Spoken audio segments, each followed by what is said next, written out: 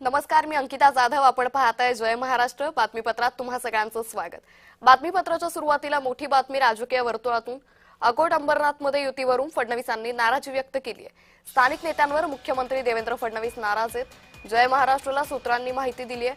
अकोटमध्ये Bhajap MIM युती झाली आहे. अंबरनाथमध्ये भाजप काँग्रेस एकत्र लढणार असल्याची माहिती आहे. तर स्थानिक नेत्यांवर मुख्यमंत्री देवेंद्र फडणवीसांनी नाराजी व्यक्त केल्याची माहिती ही समोर येते. अकोट अंबरनाथमध्ये युतीवरून मुख्यमंत्री देवेंद्र फडणवीसांची नाराजी असल्याची माहिती आहे. स्थानिक नेत्यांवर मुख्यमंत्री फडणवीस नाराज आहेत. या संदर्भात अधिक माहिती घेऊयात आमचे प्रतिनिधी मनोज दाळकर यांच्याकडून. मनोज, आपण पाहतोय अकोट अंबरनाथमध्ये युतीवरून आता फडणवीसांनी नाराजी व्यक्त केली आहे. काय अधिक अपडेट?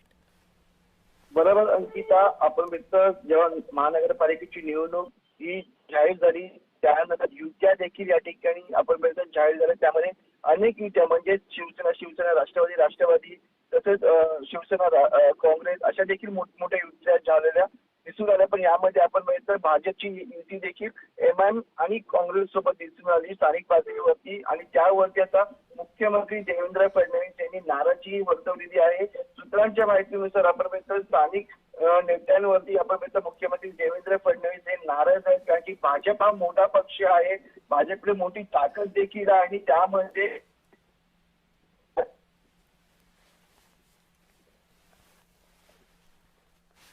तर काही तांत्रिक अडचणींमुळे आमच्या प्रतिनिधींचा आवाज आमच्यापर्यंत पोहोचत नाहीये. तर पुन्हा त्यांच्याशी संपर्क करण्याचा प्रयत्न करू. अंबरनाथमध्ये भाजप आणि काँग्रेस एकत्र लढणारे. अकोट अंबरनाथमधील युतीवरून मुख्यमंत्री देवेंद्र फडणवीसांनी ही नाराजी व्यक्त केलेली आहे.